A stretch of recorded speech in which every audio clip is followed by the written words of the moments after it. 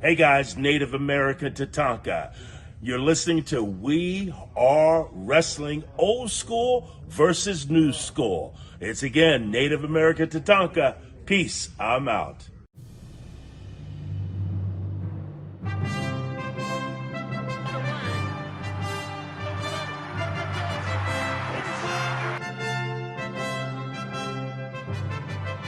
Stick to what you know how to do best. That's talk into that and sign checks. Yeah. Leave the rest on to me, Daddy. Up goes Blanchard. My hard-earned tax money. 1, 2, 3, guaranteed victory. It's always you, Brett. Austin 316 says I just whipped your ass. If you smell what the Rock is cooking.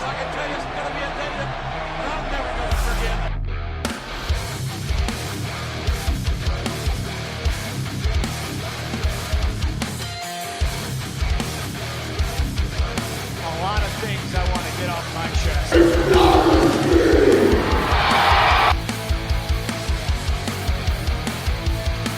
We Are Wrestling Old School versus New School podcast.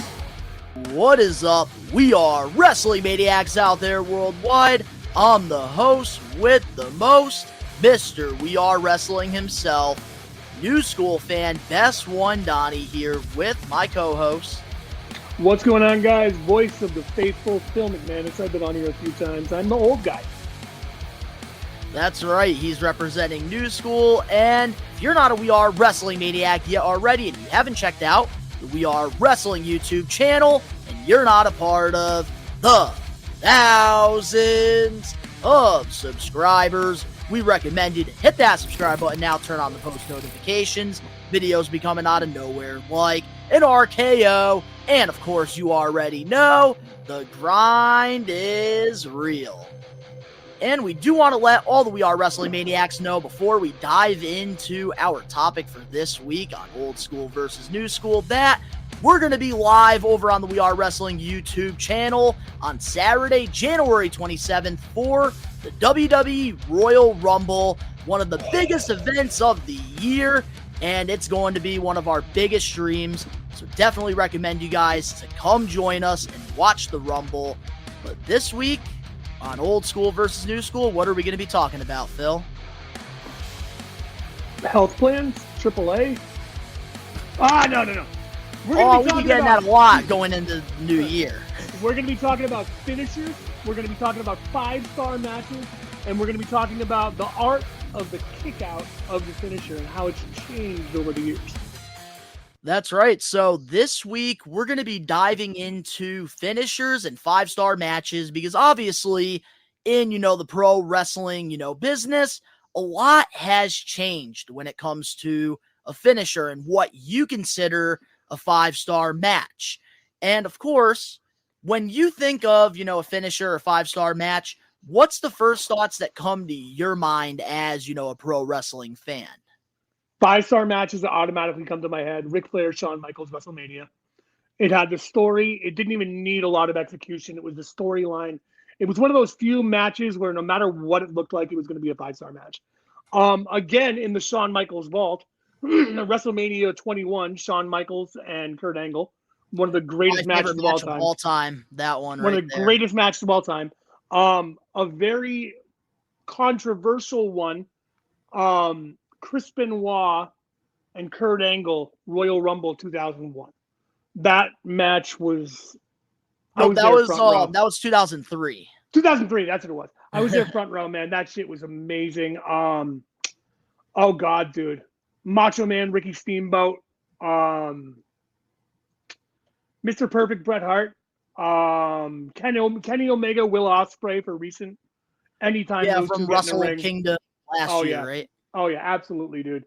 Oh God, dude. FTR and the Briscoes 3. That was art. That was fucking amazing. And one of my old favorites, too, the Ring of Honor classic, was the American Dragon Daniel Bryan versus Bryan Danielson. I'm sorry, versus Loki.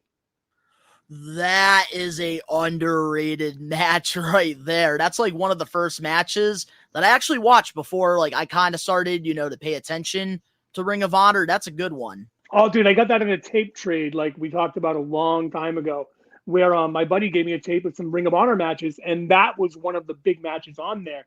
And I didn't know who Bryan Danielson was at the time. I'm like, who's this kid with the white trunks? All right, let's see what happens. Bro, and Low-Ki was already an Impact at the time, making a big name for himself, dude. Like, and if you don't know who Low-Ki is, like, go back and watch. I mean, he may not be as spectacular now, but back then, it was unheard of to see shit like that outside of Mexico. One guy that had a horrible strike, WWE run with that whole NXT, game show season. I feel so bad because he's so talented. Such a talented worker, dude. But yeah, that match blew my mind, dude. Oh, and CM Punk and fucking Raven, the dog collar match, dude. The dog collar match, that's a good one right there. That's a fucking great match too, dude. And when Cena took the belt, when Punk took the belt off Cena, I'll even give that at SummerSlam, man. That it wasn't the match, it was the feel and the build up towards it. Kind of like the Yes movement, dude, when Daniel Bryan won, or Kofi Mania when Kofi won. It doesn't for me have to be just a match. So that's like where I kind of have to tag myself in, because for me, when it comes to a 5-star match, the first thing that comes to my mind is, in order for it to be a 5-star match under, best One Donnie's, star ratings, it's got to have a solid storyline leading to the match. The story is everything, and I feel like when it comes to new school wrestling, that's the biggest thing we're lacking, is that storytelling. And one of, the 5-star matches that, I can really say is a perfect example, which is an old school, rivalry and an old school, two guys that, really had a lot of animosity towards one another, but told a great story. It's got to be Bret the Hitman Hart versus Shawn Michaels. I knew you were going to say it, man. Them two get in the ring. That was a 5-star classic. Not only were they both technically great in the ring, which, obviously they were phenomenal both in the ring and outside the ring, but their storytelling and that animosity added so much more to it, and it made us viewers very invested. And one thing about that, too, that I see is WWE right now has that opportunity to have that again with Seth Rollins and CM Punk. Yes, that's the biggest comparison I thought of when, Seth Rollins threw that tantrum after Survivor Series, which I got to say, man, for old school, what Triple H is doing right now in WWE is brilliant, because a lot of the times you can do little things and let the fans, take it on as like whatever they're going to think, and let it just blow up all over social media. Oh, fuck and I yeah, think dude, that's what Triple H has done so far. Like, for example, with this whole day one thing that happened, in the beginning of this month, Triple H, pretty much teased that somebody was going to show up and didn't really, talk about it as much. He let the WWE universe go all over social media and talk about who's it going to be. And that's how people tuned into it. So I do like what they're doing new school wise when it comes to that. I agree with you. I think the way Triple H is running the WWE right now, and with what they're doing currently with enhancing their storylines, the way they're handling the press conferences, the way they're letting storylines actually build and play out over a long period of time. Like, I can't wait to see what they do with Drew McIntyre after he lost now. And it's like, dude, I didn't give a shit about Drew McIntyre for so fucking long that it's nice to actually fucking care about a character again. And that's because they're developing it over time and letting it build and letting it go. And dude, this CM Punk Seth Rollins thing is going to be great. But I mean, dude, look what they did with The Rock. Like the surprise, him coming out, Jinder Mahal at first is a swerve. We all knew there was a swerve with that. And then The Rock comes out and he ends with the, or should I sit at the head of the table? Setting up our elimination chamber, probably. Dude, you just sold so many people on the pay-per-view before WrestleMania. Or if they have it at WrestleMania, which I see some people are arguing, but I think the way that Perth was, that they really wanted The Rock to begin with. And they obviously got the money together to make it happen. Absolutely. And also, a couple more, 5-star matches that I really enjoyed, throughout the years. Loved, John Cena versus Edge at Unforgiven in Toronto. That, TLC match. TLC. Fantastic. Obviously, Kurt Angle versus Shawn Michaels, WrestleMania 21. my favorite, match of all time.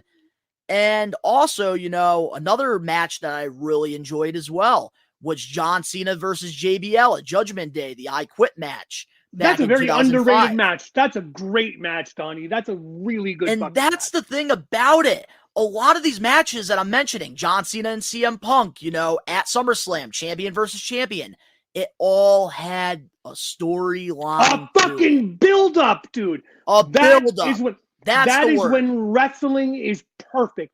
When you have a slow build over time that escalates to the point where the fans can't fucking take it anymore, and they break out the Limp Bizkit video to show you just how far it's come. Yep, way. That's how you sell a fucking pay-per-view to a random stranger, by showing them those videos, dude. It's like, now it's just we get thrown together. Or AEW, which is like, hey, let's do a tournament for our 37th belt this month. You see, that's the thing. Like, I'm going to say this about AEW. Like, I see the potential there. And I think that sports, competition could work in professional wrestling if it's done correctly. And the problem is with AEW is they build this, momentum going up to the pay-per-views. Usually the week before the pay-per-view, it's very, very exciting. And, last month in December, I got the opportunity to go out to Long Island, New York for AEW's World's End. And that Dynamite episode before it was fantastic. Perfect build for the pay-per-view. Going to the pay-per-view and show, fantastic.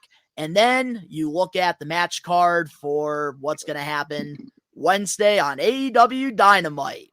All that excitement down the drain. That's the issue. I couldn't agree with you more. And I mean, wrestling. You know how I feel about it, and that's the thing. I don't hate it. I want it to survive. I was gung-ho Captain AEW during the pandemic, like we said before. They were doing everything right, and then they forgot who they were and tried to be something they're not. They're trying to do the NJPW tournament style while still trying to follow the WWE storyline model, and they're just mixing the two and forgetting how to do it. There's so many talented people there that deserve a shot. They need to reboot the entire fucking brand top to bottom, in my opinion. It'll never happen, but I wish they would. Because there's so many fucking titles.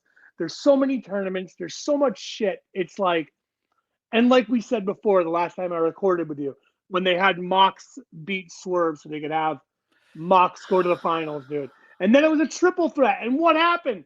Mox wins again to fight Kingston so they can have that moment. I will say this. That was a great moment. If it was like Jon Moxley versus anybody else, I wouldn't have been happy. But because of the history Mox and Kingston had, for me, I enjoyed that match a lot more than me too. I thought I was going to. Me too. I agree because it had a storyline element to it. But here's the problem.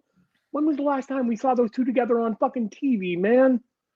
That's a match you built to before. I wish I could answer that question, and I can't. Because if you look here in 2020, 2021, they were on TV together. They had all these matches. But, bro, what made them come back? There's a tournament brought you closure to that story. Fuck that. I wanted promos. I wanted them going at it. I wanted give me one more fucking shot there, Mox. Shit like fucking that, dude. That's what old school wrestling had. Is it had that moment where you're blending two things. You're blending the dialogue of a movie to care about characters with the action sequences, but you only get one fucking take. That's what wrestling is. And that's the problem with AEW is that they're right now in the middle and they can't decide if they want to go down, the storyline path or they want to go down the New Japan Pro Wrestling path. And I definitely see where you're coming from with that take. 100%. They got to pick. And I mean, honestly, there's nothing wrong with they do take Ring of Honor and make it the tournament company. Because guess what? Ring of Honor has always been about the matches because they never had a shot to really do big storylines. When they did, they were great. Punk Raven, fantastic. But like, dude, all the shit they did with fucking what's his name, dude? The villain. Marty Scurll, fantastic. Fucking Bryan Danielson, fantastic. Austin Aries, fantastic. But like, dude, you got TNA coming back, and dude, I'll say it, they're a pretty good C company for storylines. And if they get the roster that we have and they get a better writing group, they could be the secondary promotion. I'll watch more than AEW because I like a little story with my fights. I like to be invested in the characters. Sure, I love watching Will Ospreay. I'll get stoned. I'll put on a Will Ospreay match. I'll be happy as a pig in fucking shit, dude, because I'm watching art. I'm watching someone who's the best in the game and the best in the business at in-ring work right now doing his thing. And that's great. But if I'm watching every fucking week, I don't want to watch a fucking like Daniel Garcia match every week and watching him doing the air. You don't want to see him dance? That's not my fucking thing, dude. No, like, I want to see a fucking storyline, dude. Like, I'm with you on that one. I want to see a build-up on your mid-card. I want to see a build-up in your women's division, which, by the way, gotta say it, Toni Storm, best thing in the fucking timeless Toni Storm, yes. Best fucking gimmick in wrestling right now. You want to talk about somebody that's new school, that's going back old school? Oh, timeless Toni Storm. That is how you fucking do it. It's a mix of everything. It's a mix of it all. And you jump and put her with fucking Rio? What the fuck are you doing? That's a I will say that is a solid. They actually did do a solid storyline as, you know, an AEW viewer. I actually kind of liked it because you got to slowly build up this title run. We don't want to throw her into the pack of wolves yet. We want to build a legitimate title run. And having somebody that was the first champion, honestly, I think wasn't a bad idea. It's not a bad idea. And Rio actually did show up, I think, too. Bro, I'm sorry. I think partly for me, it's I can't take Rio seriously. I never could. I can't see past it. There are some things in wrestling that you watch as a fan, and this is where I guess I'm old school, and I see someone like her, and I think to myself, how the fuck is she going to beat up my 10-year-old daughter? Oh, my good. I will say this. I don't know how she beat Nyla Rose for the AEW Women's Championship. Bad writing? Yeah, technically. But, you know, getting into Will Ospreay, though, I will say this. And I think a lot of people forget how good he is at selling a pay-per-view match. Oh, yeah. Because a lot of the times, we all know that he is right now probably the best professional wrestler in that ring. No questions about it. Dude, but a lot of people forget. But a lot of people forget how good he is on the mic, and these press conferences that New Japan Pro Wrestling does to sell the fights. That's why I'm saying the sports-based pro wrestling could work in 2024. Yeah. It's just how they do it. And AEW, if they did the press conference route before the pay-per-views, I think that could really add a lot of, you know, animosity, add more to the feuds. Because one thing that we do have to admit is the AEW media scrum, even though a lot of the times Tony Khan, he talks in circles, it has been a really good thing for WWE and AEW, really letting the media, you know, ask these questions, and we get, you know, a little bit more of an insight of, you know, the superstar. Prediction right here, okay? I've had this in my head for a few weeks now. If not by this WrestleMania, by next WrestleMania, with TKO being in charge, we're going to have a weigh-in for main events at WrestleMania during WrestleMania weekend. That's exactly what AEW should do if they're going down this sports route. They definitely have the potential here, but like you were saying, they're right now in the middle. They don't know what to do. And I think if they go down one way or another, they make that decision, it definitely will help them out in the long run. Absolutely, dude. Absolutely. And here's the thing. I'm not one of those angry wrestling fans. I'm a happy guy. I fucking love all of wrestling. You put me in an independent show. You put me in AEW, TNA, GCW, MLW. I'm happy. I get to watch wrestling. I get to fucking be part of something amazing. I get to be the crowd. Like, it's great. But, like, when you're sitting there saying things are fine, when you're sitting there lying about numbers, when you're sitting there going on press conferences and saying things happen that never happened, bro, pump the fucking brakes and just realize you don't have to be competition right now. You were doing your best when you were just the other company.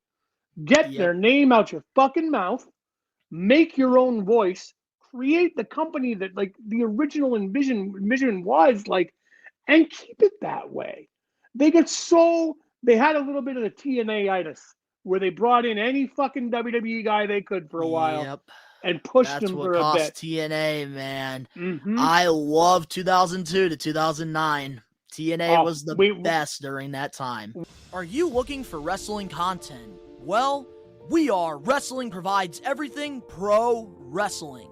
The best One Donnie begins in the Load Rager Ben are wrestling marks like you who love this sport. We Are Wrestling has it all when it comes to wrestling content.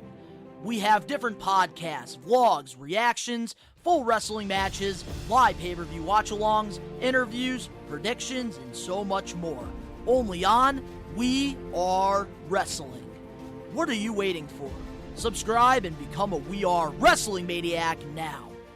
But now let's get into the finishers, because obviously back in the day they had a meaning, and nowadays we get, back in the day, perfect example here, Jake the Snake Roberts, a WWE Hall of Famer. He, created the DDT. And nowadays, a DDT is just a regular move that a lot of guys, they'll kick out at one. So I got to ask you, Phil, as an old school wrestling head, what finishers back in, what was, hold on a second. I kind of botched right there. It's all good, man. I had a good thing going. Alrighty. And set. Action. So I do got to ask you, Phil, from an old school wrestling, perspective, why do you think the finishers lost its meaning during time? Oh, that's a really good question.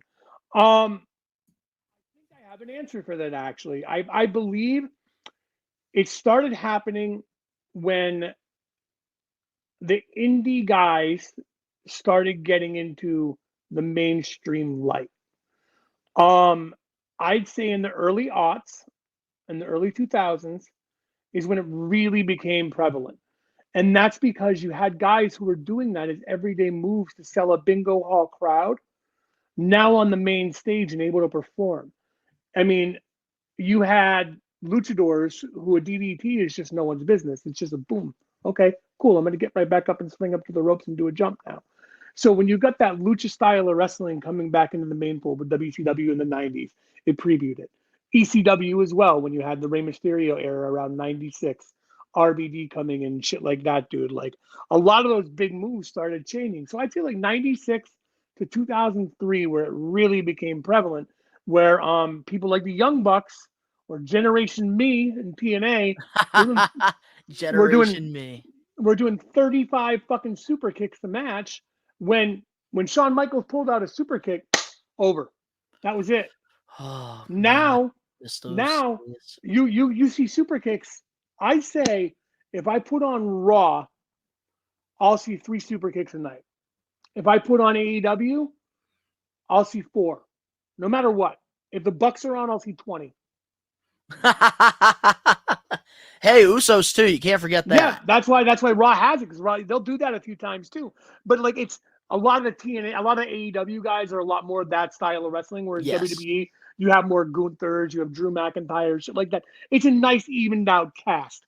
AEW, it's I'd say 70% more indie type wrestling than more big guy type wrestling. Yeah, because they consider themselves more professional wrestling than sports entertainment. Exactly. And with sports entertainment, they want to more focus on the art and the craft, and they feel like less is more. You want the moves to matter at times. AEW, on the other hand, they're just out there trying to really get a holy shit chant. Yeah. Oh my God, Joey Styles on commentary. Yeah. That's what they're looking for. You honestly just answered the question there, Donnie, because it's what it comes down to is when you're just concentrating on the sport, you lose some of the entertainment. And when you lose that part of the entertainment, you don't care about a finisher meaning something because you're just looking for the moment. You're not looking to make oh my God, it's over, he hit it. How the hell did he kick out? It's WrestleMania. That's how, JR. You don't get those. You get, it's a kick out. How do you do it 6 fucking times now? How many Roman Reigns matches does he kick out of a finisher? Or does someone kick out of a spear? Or does someone kick out of the Superman punch the first time? Every fucking match, I guess, because it creates that moment of oh my God, he did it. But there's still a storyline to it, sort of. There's AEW, still it happens meaning so much. to it. Yeah, does the finisher mean as much as it used to? No, but that's because the entertainment has changed so much, because now it's like a fucking movie. Like, I'd say WrestleMania 12 really started that with the Hollywood backlot brawl, dude, with Goldust and Roddy Piper. The first real, like, match that was kind of like the Broken Complex type shit, the pandemic type shit. That match made it not just entertaining. They did that shit, a lot of it on one fucking take, dude. Like, it's when you add that aspect to wrestling and you make that aspect more into it. And WWE failed after that for a while with their TL Hopper type characters, Max Moon, all that shit. And WCW started like the NWO and all that crazy shit. Yeah, man. They started seeing another change in wrestling. And that's where we had the Attitude Era come. And then after that, we had the Ruthless Aggression Era. And then we had what I call like the downtime, where wrestling kind of had a dull moment where there was some great matches here and there, but there wasn't anything really to call it an era. And right now, what Triple H is doing, it's the Triple H era of wrestling. It's Triple H's kids. I don't know what you want to call it, but right now we're in a new era of wrestling where there's a whole new type of product coming out on WWE's end and with competition with AEW, which it really isn't competition. I hate saying it is because they want to outdo each other because that's what sportsmen, that's what companies do. But like, if you really look at it by the number, there's no competition. It's more just they're another company that, dude, thank God WWE exists, like says it exists even. They could just not even say the words. They could be quiet about it. Anytime WWE mentions that guy came from AEW or like acknowledges it in a way by doing a little jab here and there or taking someone back, that puts eyes on AEW. They should be thanking them. When WWE gets mentioned on AEW, what's it do? It's like, oh God, they're talking shit again. Yeah, and that's the thing, like, I do have to say, you know, about AEW though, and I think a lot of people, they really want AEW to, you know, go out of business, just like WCW. No. And that's one thing a lot of people, I think, forget is that competition does bring out the best in everybody. And if it wasn't for AEW, I don't think we would be going through this whole Triple H era in WWE right now. If it wasn't for Black and Gold, there wouldn't be AEW. I think it wasn't for NXT Black and Gold being as popular as it was and bringing in those independent wrestlers that AEW All In would have even happened the right way it did. I think NXT totally Black and Gold was a catalyst. It really was a catalyst. And NXT Black and Gold, in my opinion, will go down as some of the best fucking wrestling and storytelling WWE has put out in the past 10 years. I 100% have to agree with you on that. And, you know, when it comes to, you know, the whole finishers thing, you know, back in the day where I felt like, you know, things start and like, here's the perfect example of why I think a lot of wrestlers, they need to, you know, consider, you know, trying to stop doing the holy shit stuff. Because, for example, right now in the independent, you know, circuit, who is the independent wrestler of the year in 2023? Who was it? Who did PWI say it was? Matt Cardona. Oh, yeah, absolutely, dude. There you go. And here's why. Because all these independent wrestlers out there, which, you know, I'm an advocate for pro, you know, indie wrestling, just like you are. We love that shit. Blitzkrieg Pro for life. But we got to call it like it is. A lot of these independent, you know, wrestlers, they all, you know, try to outperform each other in the ring. And, you know, they don't really focus on the character work. But what Matt Cardona is doing is he is trying to make viral moments at the independent shows that he's on so that people are talking about it. And that's the reason why he's put himself in a very successful, you know, position right now with what he's doing. I agree with you 100%. Matt Cardona really learned how to thrive on the indies. But here's where I'll retort you and give you that debate, which is old school versus new school that you wanted from that show. Let's go. I'll say this to you, man. If he wasn't Zack Ryder before, would anyone give a shit about his gimmick, and how would they find out?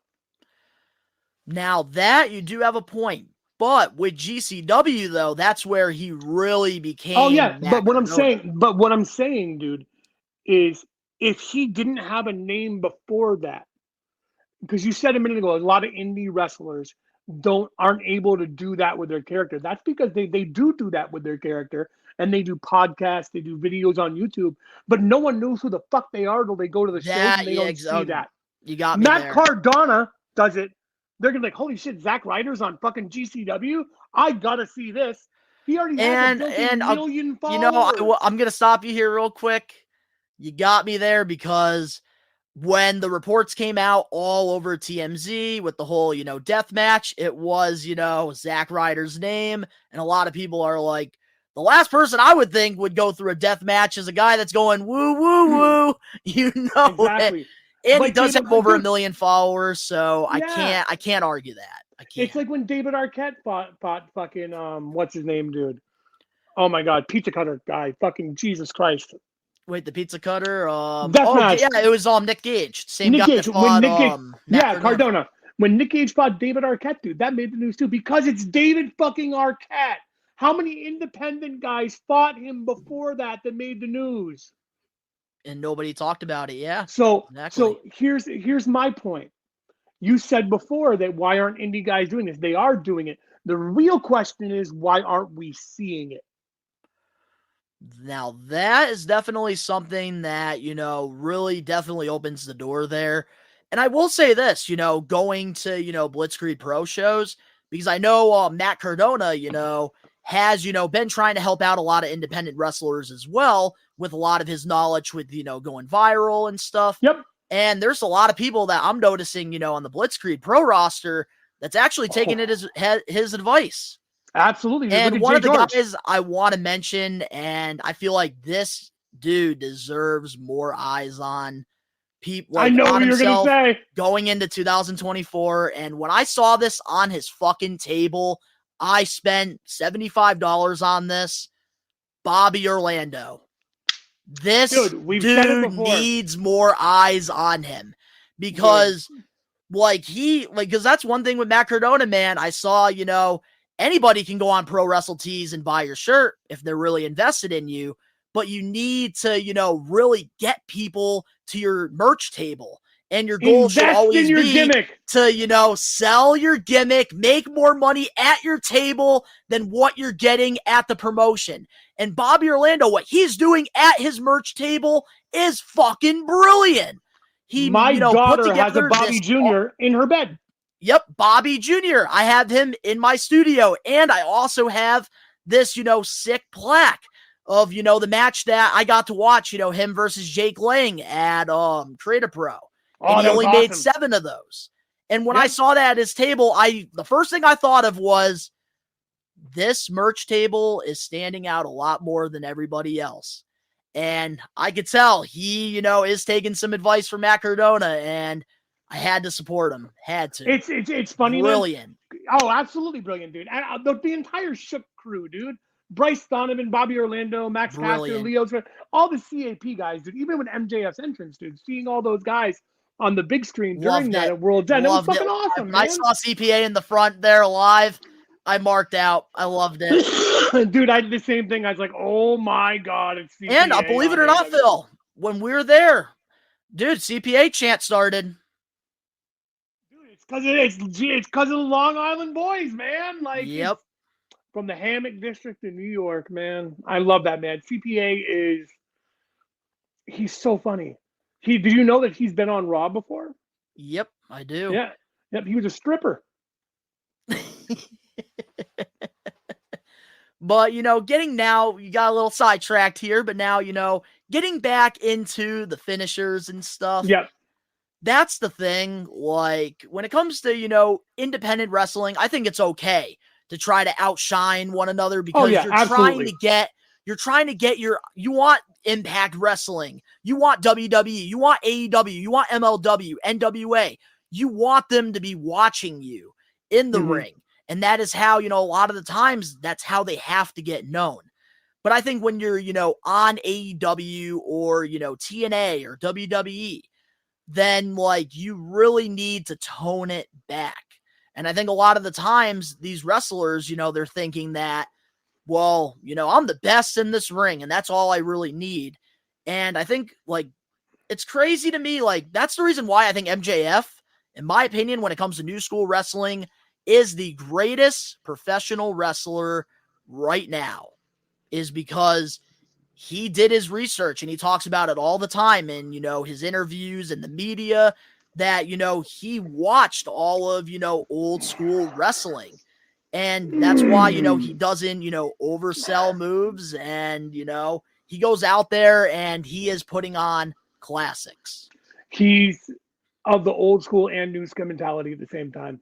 The Wish boy I had can my wrestle. scarf. Oh my God, dude. The boy can wrestle. He can promo. I agree with you. He's probably the best in the business right now at both. And that's amazing.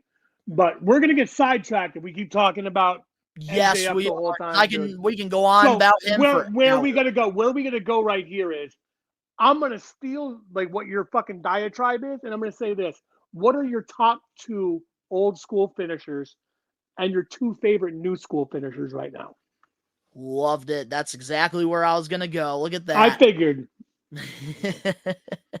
You old school, you guys be playing chess out here. We're playing checkers.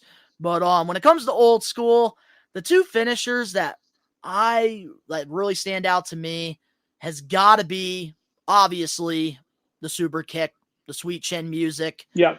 Because Shawn Michaels, the way that he executed it, doing like the stomp and then, leading to that moment with the super kick was always just a cinematic moment that I think like the match is already like a 4.9, but when he hits that, sweet chin music and just the crowd erupts, it becomes a 5-star classic. The second old school finisher that I, absolutely love that, a lot of wrestlers are, they're really taking like how much meaning this finisher has. The Tombstone Pile Driver, Undertaker. And the only person that, has done a pretty good job with, protecting the Tombstone Pile Driver is Chris Statlander. I will say that. They have done a good job in AEW protecting that finisher. I will say that. All right, so what about your 2 new school ones now? So when it comes to new school, obviously I got to go with the RKO because Randy Orton, the way that he hits that RKO, it's just out of nowhere. And it works. Okay. And number 2. And the second one I got to go with, and this is another very protected finisher in AEW, and I wish that more finishers in All Elite Wrestling could be protected. It's got to be Kenny Omega's One-Winged Angel. Ooh, that's a good one, dude. That's a really good one. Because think about how many people have kicked out of that finisher in AEW. Yeah. Not even a handful of people. No. They protect it. Yeah, you're right. All right, so old school for me, dude. Shawn Michaels. You said it. Super kick. That was just the icing on the cake to every match he did, man. It was beautiful. It was nothing like the finishers you were seeing back in the day at all. And it really was the cherry on top on every match. And it had the crowd behind it the entire time. My second old school one might surprise you. And it comes from someone who not many people do this move anymore, which I really wish they would, or they get someone to do it. Maybe Dragon Rana but Ultimo Dragon's Dragon Sleeper. The Dragon Sleeper. That's a good one. Right. The Dragon Sleeper, just the pullback, the head, the way he locked. If you've ever been in it, like it's fucking awesome. It's kind of like Taz with the Haji Kazume when he locked that in. That's another old school one that I love because you had a lot of leg submissions, a lot of like normal chokes, but like when Ultimo Dragon pulled that off, his matches with Dean Malenko and WCW, dude, were some of the best fucking matches I've ever seen in my life. Like that's another one I wish I would have said earlier. So I'll go with that. Yeah, because a lot of luchadors, I noticed that like there's really not a lot of submissions that they do these days. Yeah, so when he pulled that off, destroyers, which that's another really good finisher that Williams invented. That's TNA, overused man. Nowadays. Very overused, but I loved that one. As for new school finishers, dude, I love Shinsuke. I love watching him hit that. The Quinceañera, it's beautiful. It's a great looking move. And I got to go with you on the Kenny Omega, the One-Winged Angel. That's a beautiful finisher. Now, above all those 4, I think that the Diamond Cutter / RKO is the greatest finisher in wrestling history. Because the way, like you say, the way Randy Orton does it, and he can do it from fucking anywhere and make it look good. And that's, dude, hats off to the people that let him make him do that out of nowhere. Like the Evan Bournes, the Kofi Kingstons, the Seth Rollins. JD McDonough. JD McDonough. Oh my God, right, dude? Like, there's so many people you could list that just took such sick RKOs. But there's so many moves based off of it. And it all comes back from the cutter. When DDP did the diamond cutter, man, and like you got the fucking bang afterwards, dude. That's another one of the old school finishers that like really captured the attention that like the super kick did. You know for what I miss when it WCW. comes to finishers? I do have to say real quick before like I forget. Mhm. This is one thing I noticed with a lot of new school wrestlers that they don't do is build up the finisher. Like how Randy Orton sits there, he like smacks his fist like on the mat, waiting to hit that RKO. Yep. Like, you know, John Cena doing the whole "you can't see me" thing. The 5 moves of doom, man. Like, that's the big thing that I feel like is missing. Like when Shawn Michaels, you know, would build up that sweet chin music. The kip up, the elbow drop, super kick, dude. Like Drew McIntyre does it really well with Well, with the Claymore when he goes yeah. like Mhm. 2, 3. That's a good one. Which that reminds me, like this is a complete sidetrack. This is marijuana talking. I love Bobby Lashley, but for Christ's sake, stop doing. Oh, and he does his little. Like, am I the only one that thinks that looks ridiculous? Yeah, I will say that. At least Ricky Starks, when he comes out, Ricky Starks be going, da, da, da, da, Oh, yeah, his character fits it, but Bobby Lashley, boom, boom. Yeah. What the fuck am I watching, dude? Like, I digress. But yeah, finishers are His awesome, spear is man. beautiful, though. And that's another finisher right there, too, I feel like. The spear, like back in the day, luster. Such a great move. I mean, it's good. It's I don't know. I can't look at it past just it's a fucking spear now, and who does it pretty and who doesn't. Yeah, and also another one, too, I feel like that definitely should be talked about. It's an old school finisher. You know, Wrestling 101, the pile driver. Oh, yeah. It's also pile dangerous driver. as hell. That's why, like, it went away for a long time with the Steve Austin Owen Hart incident, dude. But, like, it's back now, which is cool, dude. It's a good looking move. I kind of love how amazing. MJF does the pile driver. How he has him, like, to the side of the ropes there, and then he pretty much, like, lifts them and then, like, hits them with it. Oh, yeah. I just think that catapults them. It's beautiful. It's sick. It's a sick looking move, dude. I do like that. But yeah, finishers, there's so many kickouts now, and it's becoming so predictable with it. Where like if you're at a pay-per-view, you're gonna see a kick out of a finisher probably 9 times out of 10.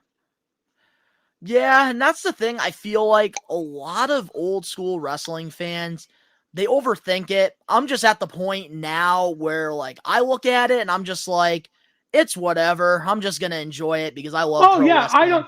Dude, I'm not mad about it. I know that it's just like it's changed, and I'm good with it. I don't look at it and say "fuck you," it's worse. I look at it like, am I invested? If I'm invested, I don't give a shit, man. Like I'm thrilled.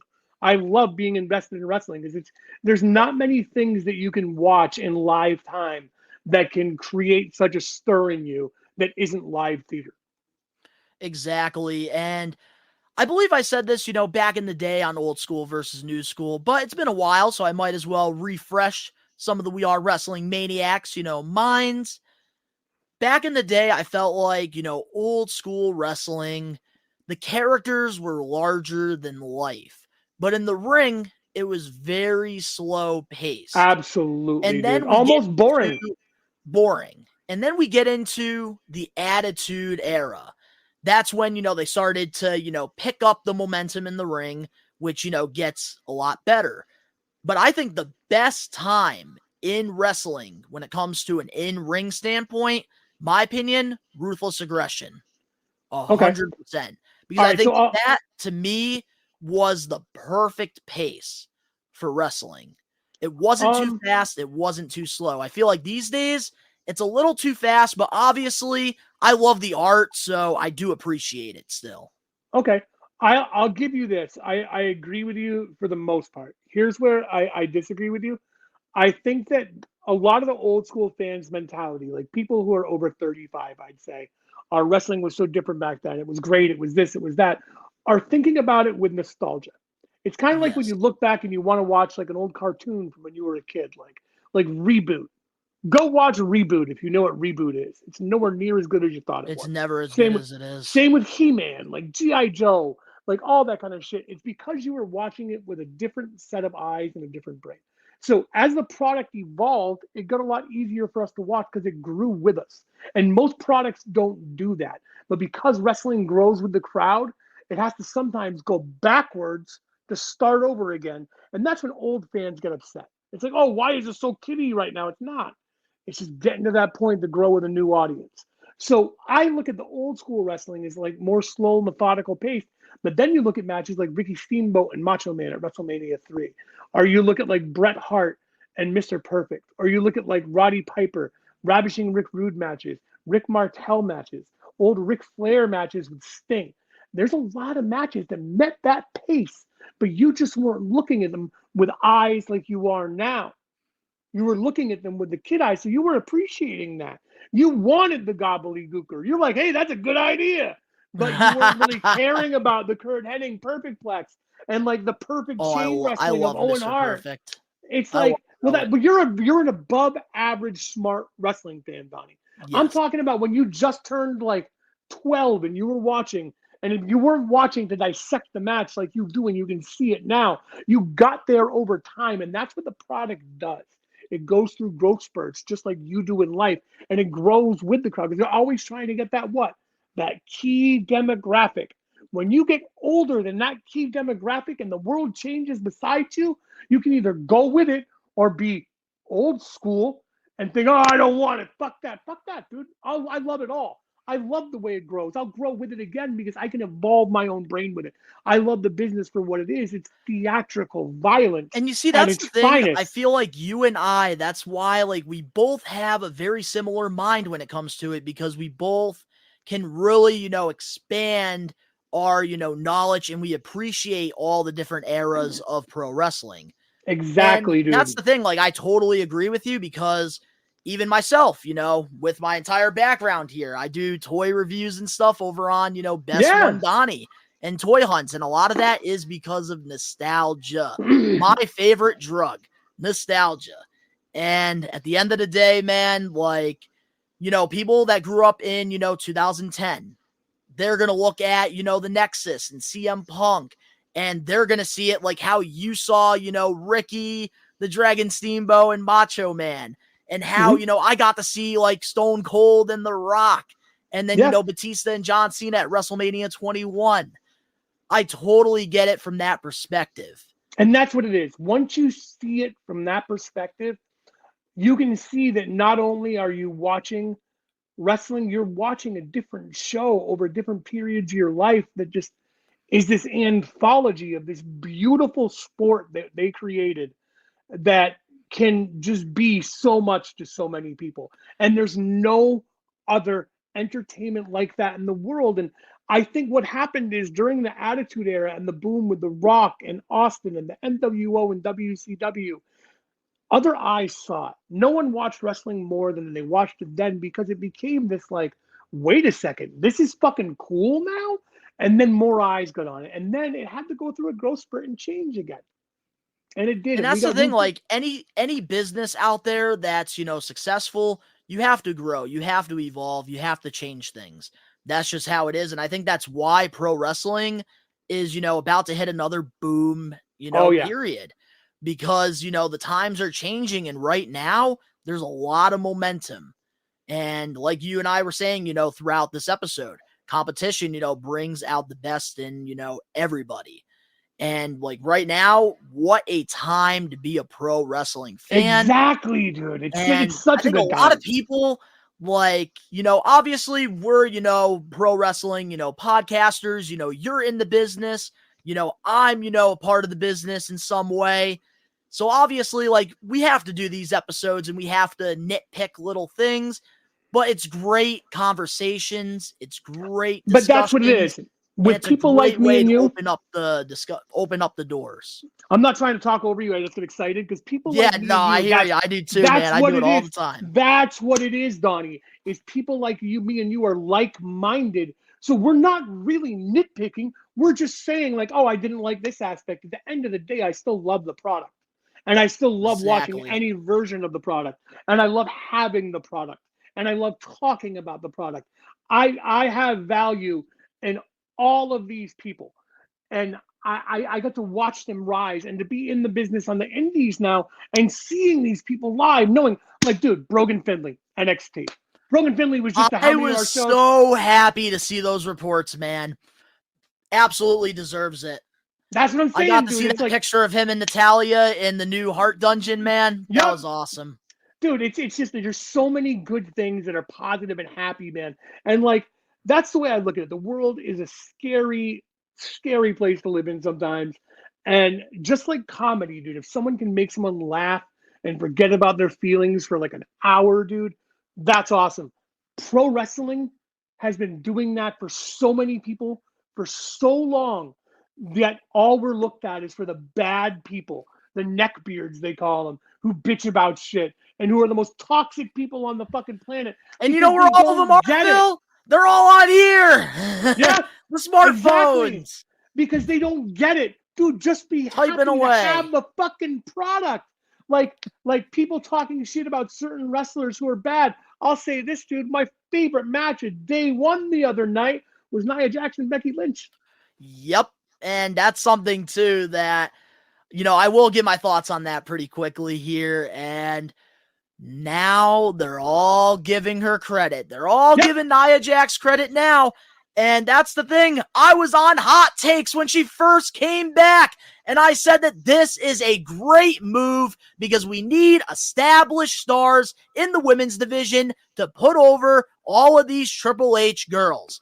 And amen, guess brother. what? She is doing her job safely, and she's giving Becky Lynch more momentum that she hasn't had all year in 2023. Now we're finally going to give her flowers, and it's about damn time. Because Nia Jax, I will say this, I was not the biggest fan last year at the Royal Rumble when she showed up at number 30. I walked out during my stream. That's great, dude.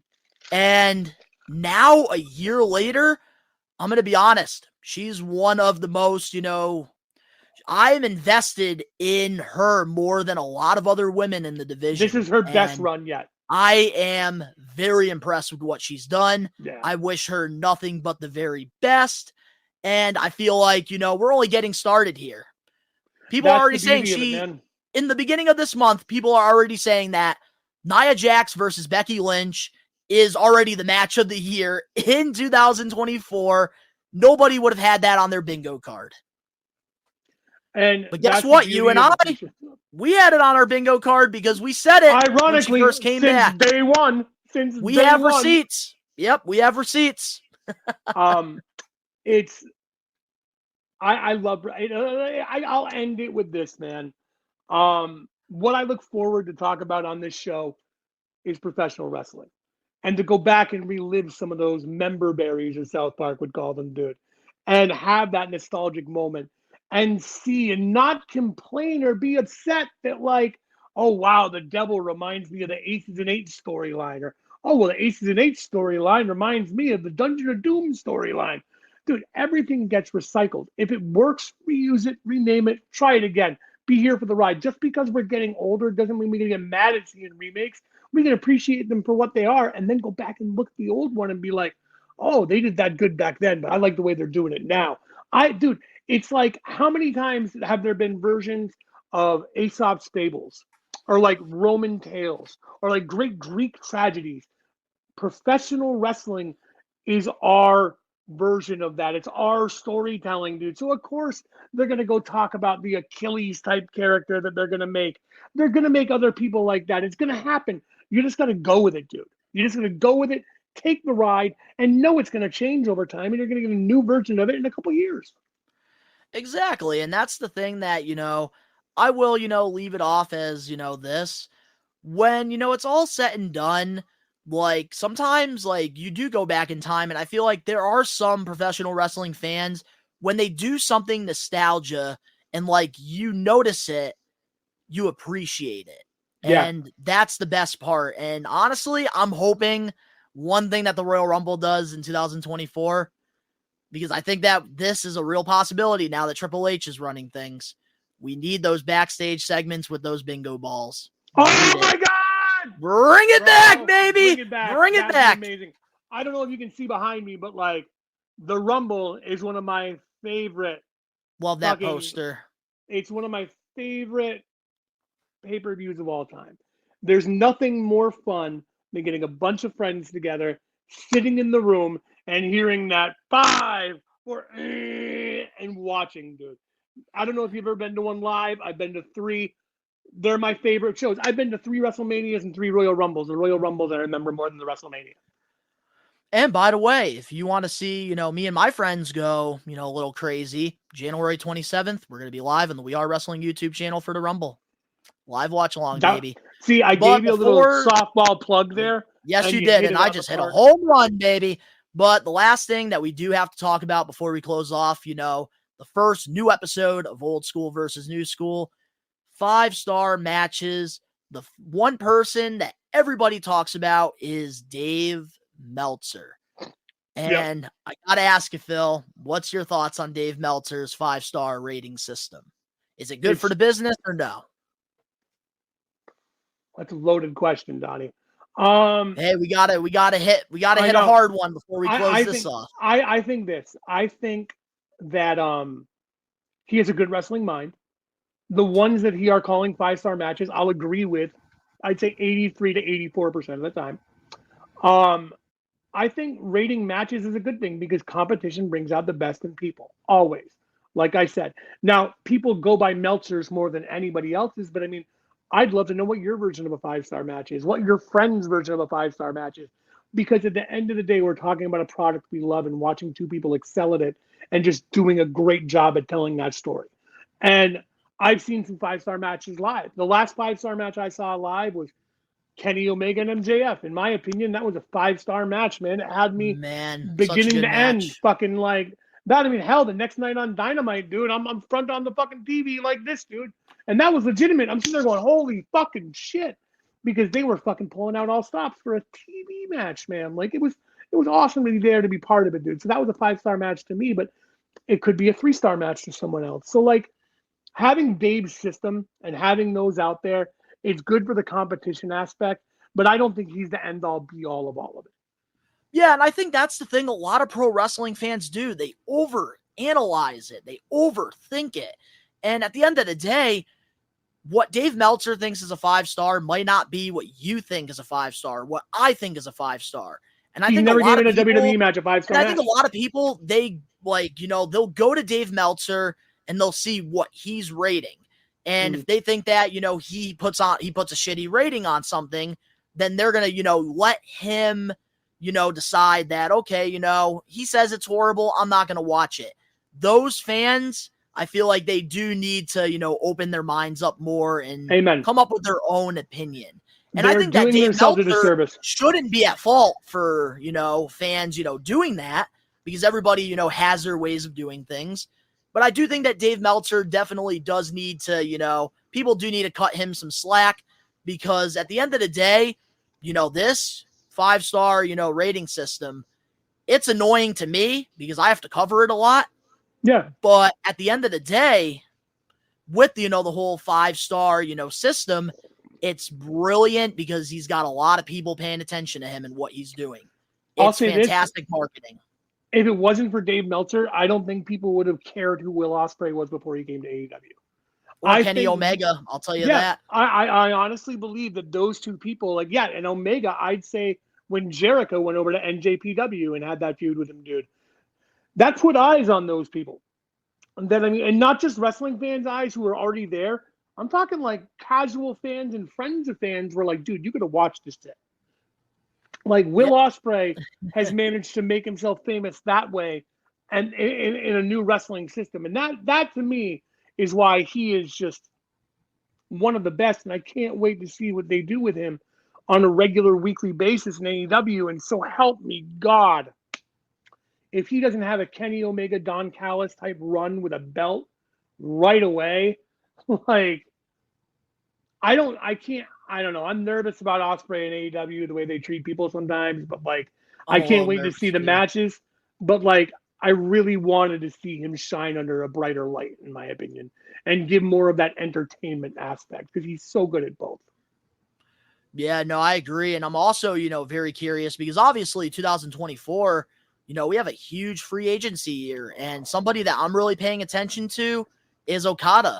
I want to see like what happened with him, because I think that it's time for him, to change his scenery, and I think he should go to WWE. Me too. I agree 100%. He deserves a Mania moment. Absolutely. Dude, have him come in and, like, give him the Shinsuke treatment, dude. Like, let him be the star that he is and prove it. Like, Shinsuke Nakamura is probably the best Japanese signing in WWE history. Him and Asuka are probably the two best workers that have come from IWGP or fucking, like, NJPW or anywhere over there that, like, really excelled. And I mean, I'm still pissed off that Shinsuke didn't win the belt from Seth Rollins that night, but because I think that would have been the best fucking writing, and then had Shinsuke get it back, because the way even the feud with Cody, he's so fucking good right now, man, and they're just letting him. This is the best work we're getting. Oh God, it's so fucking good, dude. So good. That's just my. Shinsuke and the best part about Shinsuke, and this is the thing I do appreciate about Old School, his vignettes. Oh, fantastic. So good. So vignettes. Good, dude. Oh man, I can't wait to do a whole episode on vignettes at some point. That's what we'll do. Because if we get talking about that right now, dude, best vignettes, then what we'll do also, best talk shows. Oh, best wrestling talk shows. Let us know, in the comment section below, your thoughts on, 5-star matches and finishers, and, what you consider, a finisher or a 5-star match. If you guys enjoyed the new episode of Old School versus New School, we're back. Make sure to smash that like button now. If you're not a We Are Wrestling Maniac yet already, subscribe, turn on the post notifications. The Royal Rumble live watch along Saturday, January 27th, over on the We Are Wrestling YouTube channel. It's free. So if you guys want to, come join us, by all means, it's going to be a great time. The link's down in the description below. You can go follow Phil and I over on our social medias and other ventures. And of course, to all the We Are Wrestling Maniacs out there worldwide, we are taking over. Peace. We Are Wrestling Old School versus New School podcast.